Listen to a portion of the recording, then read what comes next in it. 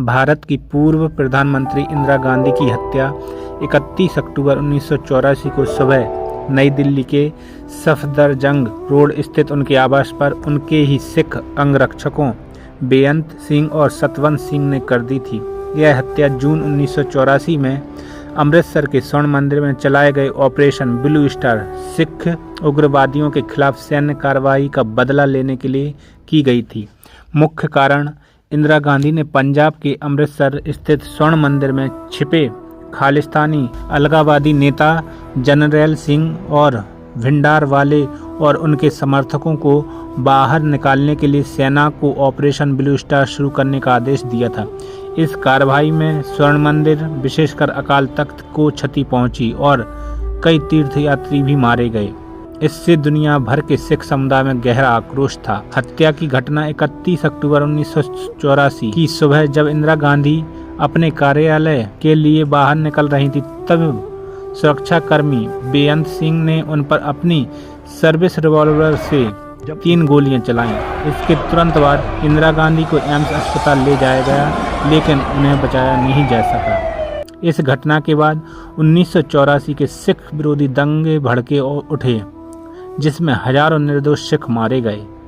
Operation blue star के बाद खुफिया एजेंसियों ने इंदिरा गांधी की सुरक्षा से सिख गार्डों को हटाने की सलाह दी थी, लेकिन उन्होंने इसे धार्मिक भेदभाव मानते हुए मना कर दिया था।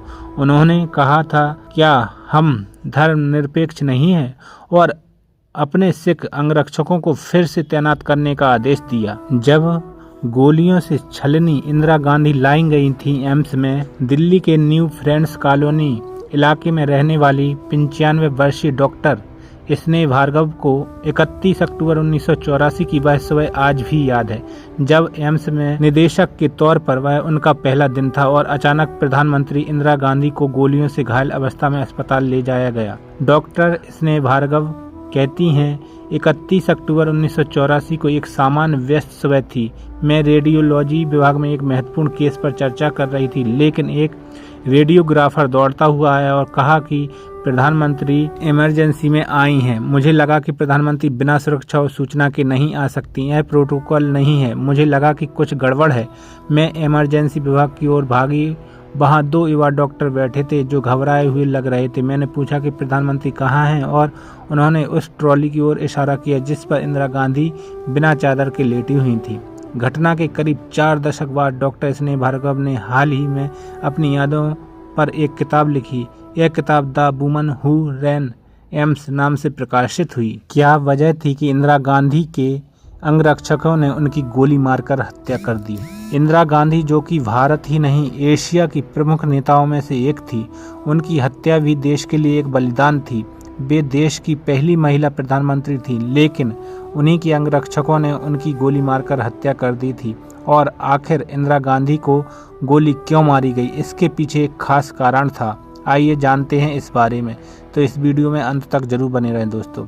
31 अक्टूबर 1984 को इंदिरा गांधी को उन्हीं के सुरक्षा कर्मियों ने गोलियों से छलनी कर दिया था।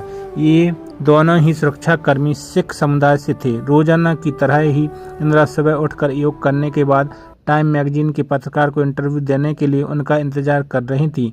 पत्रकार 9 बजे आने वाले थे, लेकिन जैसे ही वे अपने घर से बाहर निकलती हैं तो उनके ही 2 सिख बेअंत सिंह और सतवंत सिंह ने उनको गोली मार दी। उन दोनों ने 1 या 2 नहीं बल्कि 25 गोलियां इंदिरा गांधी को मारी थी।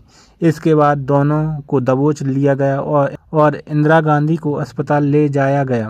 कुछ घंटों के बाद इंदिरा गांधी की मौत हो गई। 70 के दशक के मध्य से ही कुछ सिख समुदाय के लोगों ने अपने अलग देश खालिस्तान की मांग करना शुरू कर दिया। शुरू में किसी ने इस बात की ओर ज्यादा ध्यान नहीं दिया, परंतु आगे चलकर ये समस्या जटिल हो गई। 1982 से 83 के समय सिख समाज द्वारा खालिस्तान की मांग और जोर पकड़ने लगी और 1984 में तो ये अपने चरम पर पहुंच गई। भिंडरावाले के नेतृत्व में उग्र सिखों ने हिंदुओं को मारना शुरू कर दिया।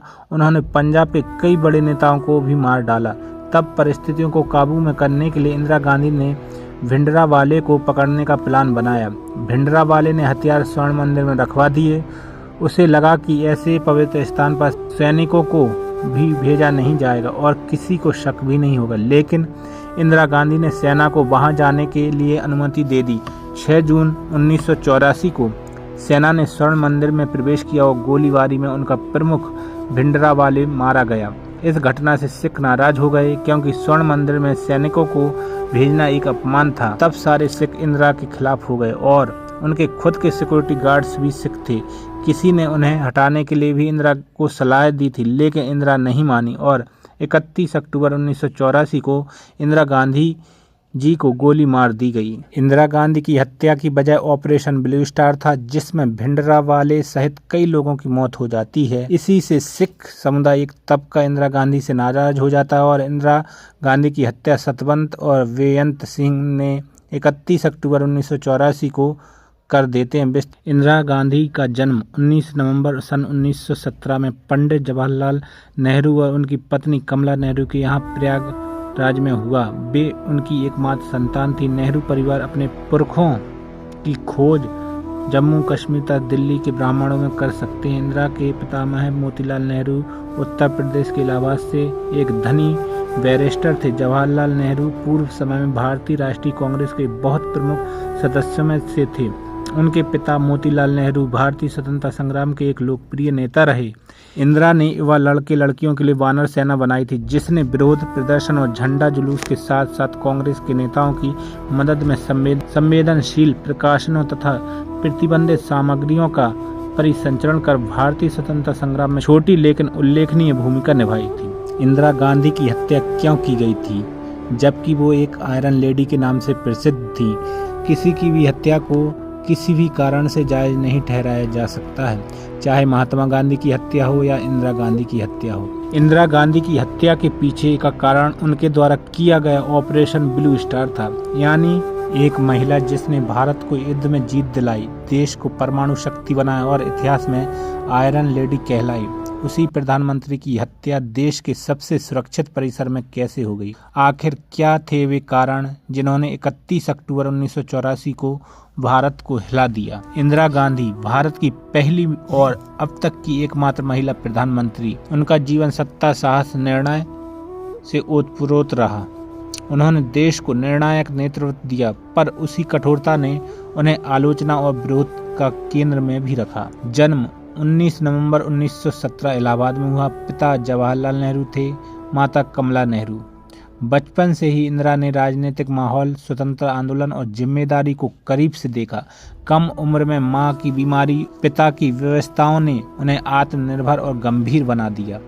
शिक्षा शांति निकेतन में हुई, ऑक्सफोर्ड विश्वविद्यालय में पढ़ाई की, कांग्रेस में सक्रिय भूमिका निभाई और 1966 में पहली बार प्रधानमंत्री बनी।